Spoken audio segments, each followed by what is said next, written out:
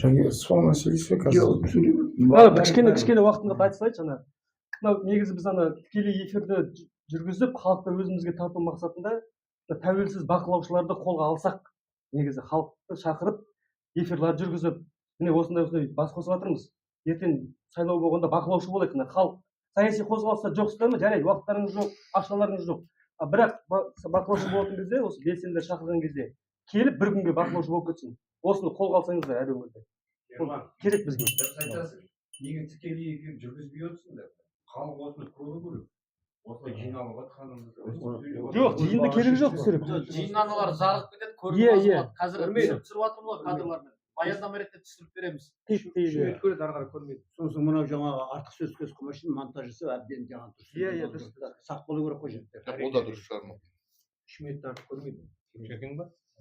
Қазір енді ортамызда Жаңабек Әбішев ағамыз, өздеріңіз білесіздер, Қазақстан бойынша заңгер. Қазір таңда бұл кісі мынау біздің саяси тұтқындарға және елімізде Европарламенттен резолюция алғанбыз. Сол туралы өзінің заңдарын туралы түсіндіріп өтер. Қазір таңда айта кетейін, мен мына 22 адам неде тұр? Таза саяси тұтқын болып Европарламенттің несімен ілінген. Одан кейінгі міне 12 адам кеше мен адам құқық қорғау Бақытжан Төреғожаның несімен сөйлескен, сол жақтан алдым. 12 адамның спискісін бердік дейді. Қазір қаралуда Европарламентте. Сонда бұлардың бәрі өтетін болса, қазір таңда бізде 34 адам болайын деп тұрмыз. Ал енді Жаңабек аға берейік сөзіміз. Жаңабек Әбішев Нұрсұлтан Әбішұлына туысқандығым жоқ. Мынау заңгер болғаннан кейін кешегі бір өзімізге бәрімізге қатысты бір нәрсені айтып өткім келеді. Жаңа бір дұрыс әңгімелер айтты. Мына бүгінгі жиынның кешегі мен тұратын Шымкенттегі жиыннан кішкене дұрыстықтары бар. Оны мен Шымкенттің жігіті болсам мойындаймын, және соған қуанамын. Ол не болды? Біріншіден регламент сақталды. Яғни жиын жүргізу тәртібі, процессуальный нәрсе жақсы болып келеді. Екіншіден мәселенің жоспары, не айтамыз дегендерде дайындық болды. Оған өте рахмет. Енді мына айтқан сөздердің ішінде маған бір ұнаған жерін айтайын. Мына Бесжан деген інімнің балам қатарының сөзі, келесі отырыста ағалар өздеріңіз айтқан сөздің не нәтиже шығардыңдар дегенге жауап береді деген өте дұрыс нәрсе. Алға жүру үшін бірден бір қажет нәрсе. Сондықтан мен де қолық жасағым келіп тұрды. Не істей алатынымды реально соны бастағым келеді. Соны не беретін. Соның біреуі кеше мен жоспарлап едім, кәсіподақ жөнінде республикалық кәсіподақтың заң бөлімін басқардым. Харкованың тірлігінің көбісін мен істедім. Сондықтан кәсіподақ не деген нәрсені кешегі кеңес үкіметінде қазірде де білетін адамдар өте жоққа таныс. Өте жоққа таныс. Неге десеңіз, кеңес үкіметінде қазір тез сөйлеген сайын қаттырақ сөйлеп. Кеңес үкіметі кезінде кәсіподақ нашар болған себебі жұмыс беруші тек қана биік болды. Яғни кәсіподақ дегеніңіз ол оппозиция. Өзінің мүшелері үшін жан салып төңілеспесе заң шеңберінде ол ләппай кәсіподақ болады, кәсіподақ болмайды. Сондықтан да 98 жылы Қазақстанда Совет үкіметінің соңында Соломиннің бастауымен тәуелсіз кәсіподақ құрылды. Егін түсінбеді. Кәсіподақтың тәуелсіз болмады. Бірақ сол кәсіподақ тұрып келіп, ақыры кеше өлтірді билік. Әбіләзовті қарақшы бірдеңе деп танығаннан бір жылдай бұрын өлтірді. Жапты заңсыз. Жаба алмау керек, себебі Конституцияның 5-ші басының бабында қоғамдық ұйымдарға билік араласа алмайды, оны тек өзінің мүшелері шешеді. Бірақ солай қалды. Соны енді қозғалтып жатырмыз. Сондықтан бұл жөнінде айтатын қысқа айтып өтейін. Әр жерде барлық облыстарда жұмыссыздық бар екенін білеміз, бірақ жұмыс істейтіндердің де құқығы қорғалмайды. Сондықтан олар құлдыққа айналып кетіп жатыр. Сондықтан да кешегі Жаңаөзендегі көтерілістер, айлықтардың уақытылы бермеуі, кешігуі, аз беруі.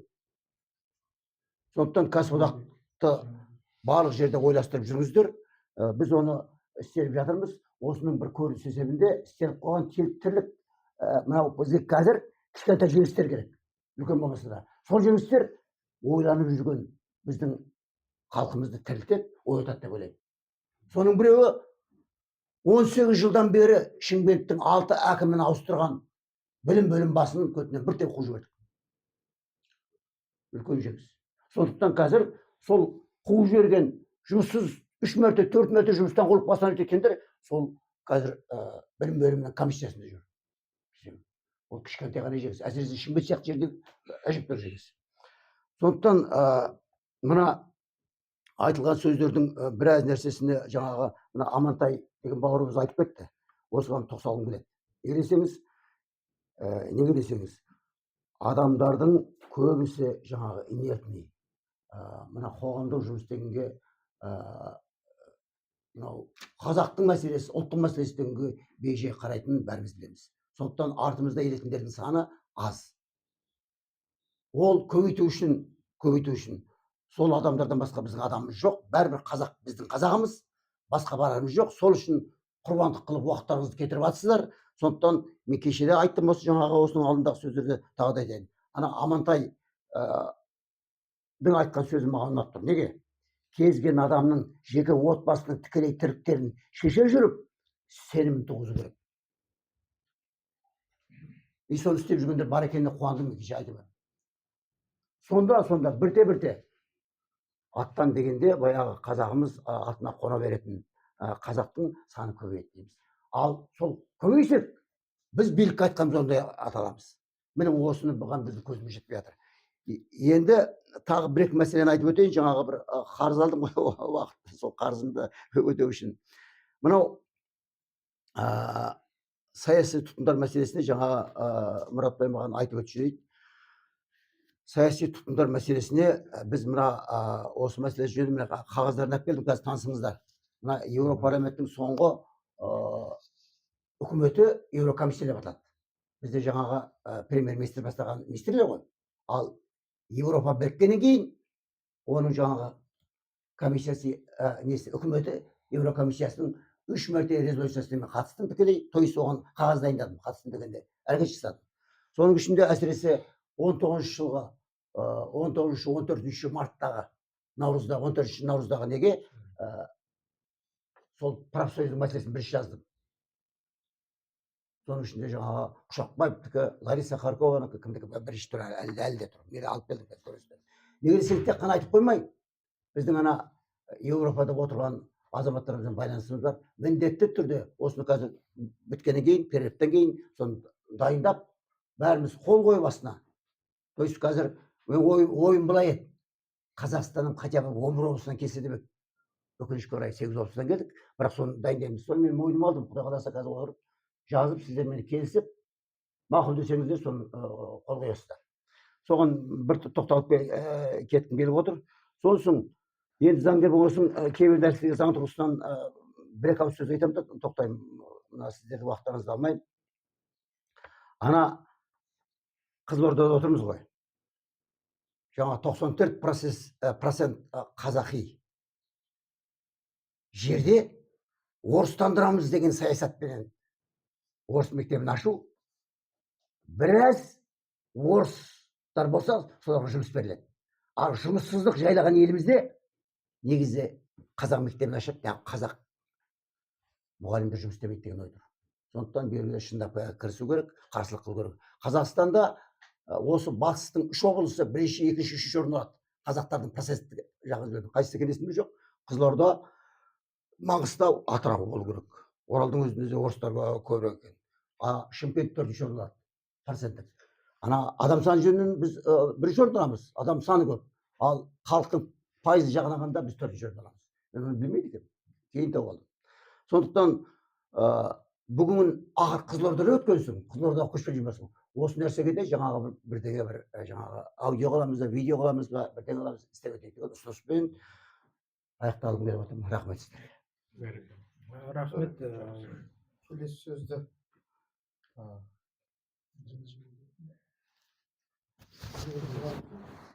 сіздер жақсы мақұл өзіңіз сөйлесеңіз. Ерғали деген бауырымызға береміз.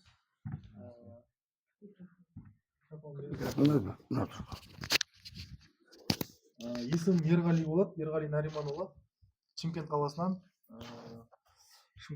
иә. Енді осы қысқа нұсқа айтып өтейік.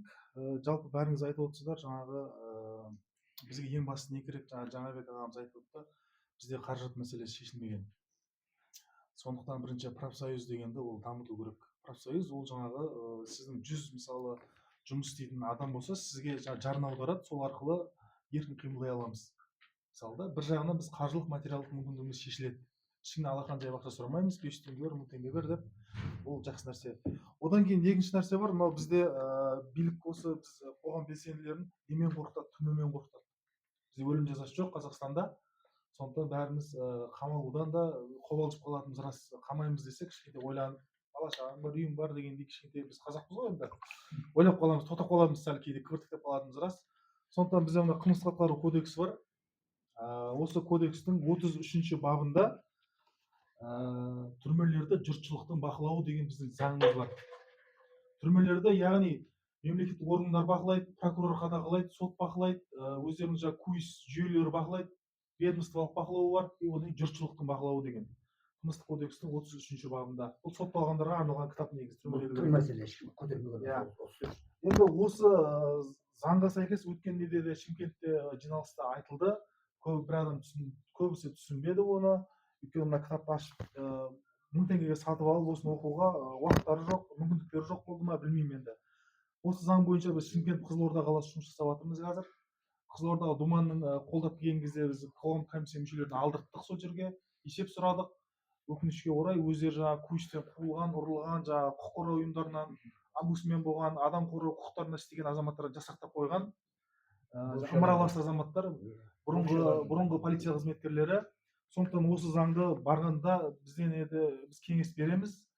Осы заң бойынша жұмыс жасасаңыздар, бірінші осы кітапты сатып алсаңыздар. Қылмыстық атқару кодексі. Таныссаңыздар болады, 33-ші бабында жаңағы егер де қажет болса. Осы бап бойынша жұмыс жасаса, яғни бұл бап бойынша 9 адамнан тұратын осындай жиналыс жасап, 9 адамға дейін құрылады. Бір облыстың аумағында немесе қалада құрылады. Егер де құрылмаған болса, бірақ құрылып қойған біздің Қазақстанда. Сөйтіп жаңағы дуисқа хабарлап, біз осында хаттамасы құрылдық. Қоғамдық бақылау комиссиясы туралы заңға сәйкес біз түрмелерді бақылаймыз деп жаңағы бәрі жазылған, құру тәртібі, қанша адамға дейін болатыны туралы сол мәселені қолға алсаңыздар, сіздердің өтініш. Одан кейін бізде мына қоғамдық бақылау туралы заң шықты 2023 жылы 2 қазанда, қаңтардағы оқиғасынан кейін. Яғни қоғамдық бақылауда біз қоғамдық ұйымдар бар, біразымыз мүшесіміз. Сондықтан осы заңға сәйкес бұл жерде де резонансный істерге, мысалы Магнумда резонанс болып отыр тілге байланысты. Ол жерге Магнумның басшылығына хат жазып, бірінші жиналыс жасаймыз. 3 адамға дейін, 5 адамға дейін құрыла береді. 5 адамға дейін. 5 адам қосылып жиналыс жасап, Магнумның басшылығына хат жібереміз. Біз хаттама түздік. Біз сіздерді осы тіл мәселесіне байланысты бақылау жасауға барамыз сіздерге. Сіздердің мекемелеріңізге, жаңағы магазиндеріңізге, дүкендеріңізге. Осы мәселе бойынша біз оларға бақылау мониторинг жүргізе аламыз. Яғни заңда олар бізге кет дей алмайды, ескертеміз. Бір күн бұрын, болмаса бір апта бұрын хат жазып, болмаса хабарласып, осы қоғамдық бақылау туралы заңға сәйкес солай заңды жұмыс жасасақ. Бұл заң шыққаны 2023 2 қазанда шыққанмен әлі бұл қозғалыссыз жатыр бұл заң. Қыз күйінде тұр. Қыз күйінде тұр, бұзылмаған. Біз бірақ мына Шымкент қаласында қазір жүзеге асырып жатырмыз. Осы резонансный мәселелерге байланысты араласып, осы хаттама түзіп, протоколымызды жіберіп, қоғамдық ұйымның атынан 5 адамға дейін. 5 адам бәрі баруға міндетті емес, 2-3 адам барып, мына хаттама өткіздік, сіздерге хабарладық, осы заң бойынша біз тексеруге келдік бақылауға. Яғни, осы бір мәселе бойынша 6 айда бір рет қана барып бақылай аламыз. Мысалы, Магнумға солай жиналып бір барып қайтсақ, оларға үлкен соққы болар еді. Заңды түрде да. Сол мәселені қолға алсақ, осы 2 мәселені айтып өттім. Ана жерде бар, әр облыста бар ғой енді. Магнум. Батыста жоқ. Жоқ па, сол жерге бару керек. Барлық тек Магнумға байланысты емес, кез келген мәселеге солай аралассақ. Қазір мына көтеріліп тұрған мектепте оқушыларыңыз не жеп жатыр? Иә. Шынымен де 40 грамм ет бар ма құрамында? Бәрін қарап Иә, бәрі сол бар. мәселе бойынша осы заңды басшылық қылып, мына қоғамдық бақылау туралы заң, осы заңмен жұмыс жасасақ. Біз жасап жатырмыз да. Енді сондықтан осы не болса кісілер жасап алыңыздар, түсіріп алыңыздар. Сондай енді мәселелермен қоғамдық ұйымдарды пайдаланып жұмыс жасасақ. Иә, мен одан кейін сайлауды бақылағанда жақсы. Әрине ол туралы жаңа тәжірибе алмасуларды дұрыс. Кешен Амантай ағамызбен де біраз ақылдастық. Ол кісі мұқалмастың төрағасы екен. Өте жақсы пікірлер алмасып, біраз жаңағы тәжірибе алмастық. Енді бір нәрсе үйреніп кету ғой мақсатымыз. Сондықтан тағы сондай сұрақтар нелер болса пікір алмаса береміз. Үйретіп кету. 1 минутта бола ма мен? Регламент бойынша сөйледіңіз ғой. иә кейін айтыла жатады жиналыстан Жиналыстан кейін айтыла береді. Енді сіз Нышан ағамызға берейік, Шымкенттен келген.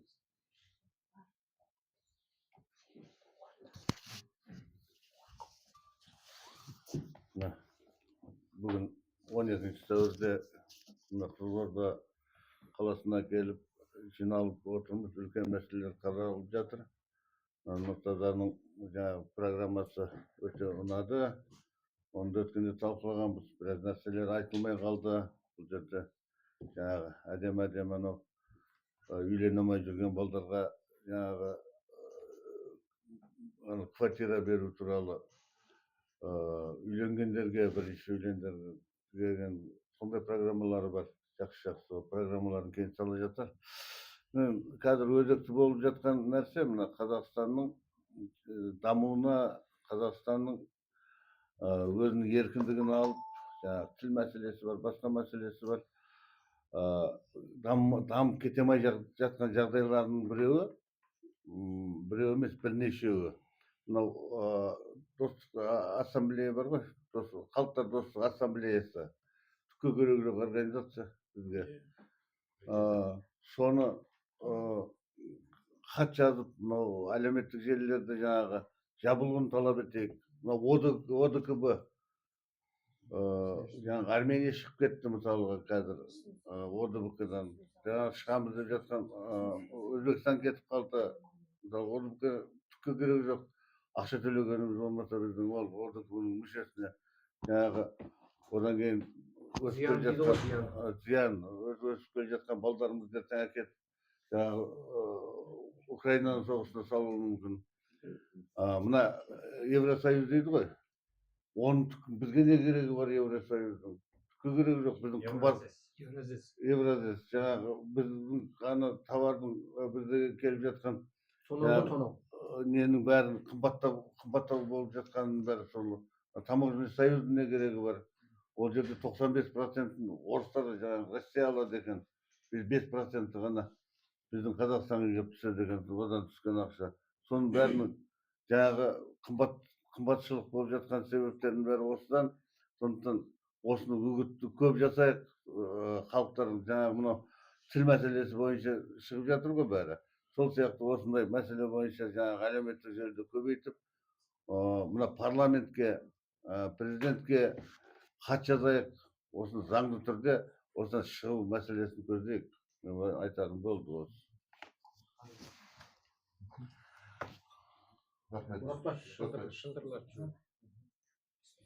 Келесі сөзді сізге беріп. Sizlerle Қызылордада аман есен кездескеніне қуаныштымын. Әрқашан да осындай жақсы күндерде кездесе берейік. Мына жерде азаматтар Өтеген Жанысбек атым. Шымкент қаласынан. Мен барлық осында сөйлеген азаматтардың бәрін, сөздерін бәрін тиянақты етіп жазып алдым. Өзіме де пайдаланатын жерлер көп. Рахмет айтқандарыңызға. Бірақ Қазақстанда барлық кемшіліктері бәрі айтылды. Біз енді жаңа Сенатты жабу керек, тарату керек дегенде Сенат тарай салмайды. Басқа ұсыныстарды мысалы айтсақ, олардың бәрі жаңа мына қазақ тілінің өзін алып таста десең, ол алып тастауға олар қорқады, қазір алмайды. Оны алудың басқа кемшіліктерін бәрін істеу үшін біз өзіміз төменнен бастауымыз керек. Жаңа Жақанның ойынан кейін мен де ойланып қалдым, мен ертең келесі кездесуде не айтамын деп. Сол үшін мен өткен Шымкентте де айттым. Біз неге мүсәпір боламыз? Бақылаушы қойып, басқа қойып. Неге біз ол комиссияның мүшесі қоймаймыз адам? Өзіміздің інілеріміз сол жерде, қарындастарымыз. Соларға бір ауылда неге шамамыз келмейді? Өткенде бір Шымкентте мына Ибрагим барымыз оқытасында комиссияға қатыстырамыз, мектептің директорларын. Сол жерде бір директорға айттым, сен сайлау комиссиясының мүшесісің ба дедім. Мүшесімін дейді. Ой, мен төрағасымын, мен осы талай жылдан бері сайлауда өтіп жатырмын. Онда сен дедім, осы Назарбаевтың 30 жыл осында елді әкелгеніне сенің де кінәң бар екен дедім. Сен өтпейсің дедім. Ана жерде Нұр Отанның бәрі бақырайып үндей алмай қалды. Сен өткізбей қойды жаңағы директор. Комиссияның мүшесі болған үшін. Сол сияқты біз сол мектептің мұғалімдерін шығарайық. Ол туралы жақын жақсы біледі, екі заң бар.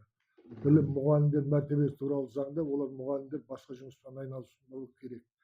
Тек тәрбиелі білім беру керек.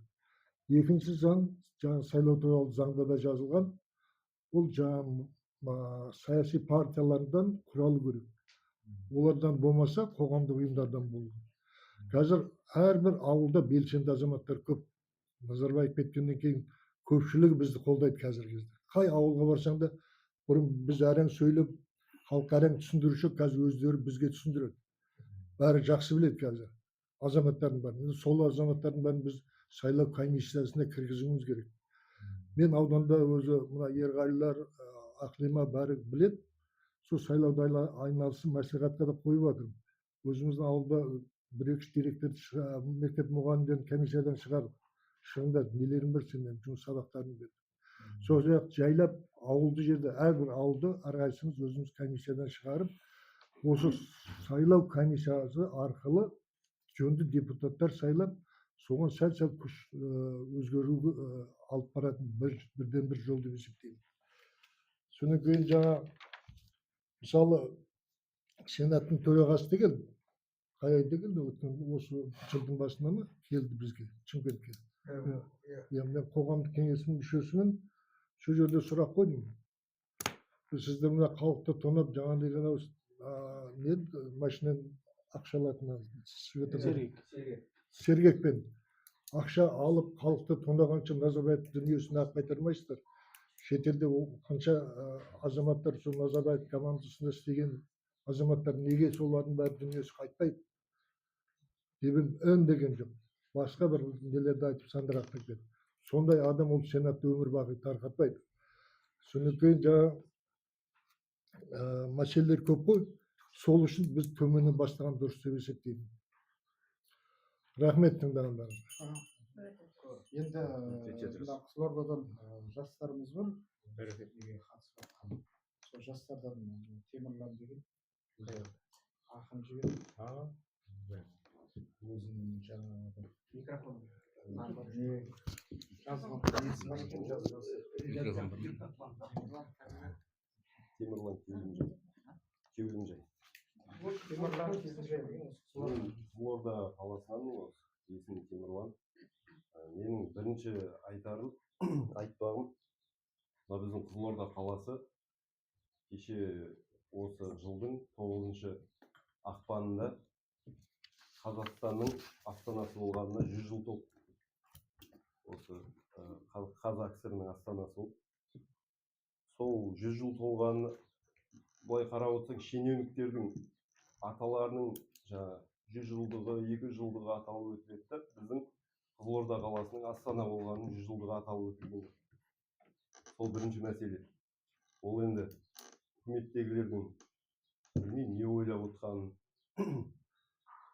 Соны айттым. Біз енді соны атап өткенін қаладық, бірақ енді үкіметтегілер қаламаған шығар, содан кейін атап өтілген жоқ. Былайша қарап отырсаң, ауылдардың өздері ас беріп, осындай мәселелерге байланысты сондай болып жатады да біздің, бірақ Қызылорда осылай үнсіз қала берді. Енді екінші мәселе, мынау саяси тұтқындарға бостандық деген мәселені мен қолдаймын. Өйткені осы барлығыңыз жүргеннен кейін барлығыңыздың басыңызда болатын жағдай. Барлығыңыз қамалып жатсыздар, шығып жатсыздар. Қамалған кездері артымызда сөзімізді сөйлеп, бізге бостандық талап ететін халықтың болуы керек та. Сол үшін сол саяси тұтқындарға бостандық деп осы жазған өлең бар, кішігірім соны оқып беріп жіберейін. Қазақстан үлкен түрмеде. Қазақстан үлкен түрме бұрыннан. Бұл түрмеде көптеген ұлт қырылған. Бұл түрмеде мәңгі ұйқыға аттанды жер ауғандар Мәскеу, Киев, Қырымнан. Қазақстан үлкен түрме беріден. Әлихандар қолдау таппай елінен. Тау тұлғалар тарғапаста жоғалды. Топырағы бұйырмай тең жерінен. Қазақстан үлкен түрме кешеден. Қазақ болып туғаннан соң шешеден. Желтоқсанда қазағым деп шыққандар қыршын кетті мерзім алды еселеп.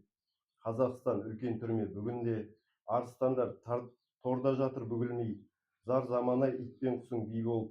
Шындық іздеп шакалдарға жүгінген. Есті сөз бар келе жатқан атадан. Қаны қазақ бола алмайды жат адам.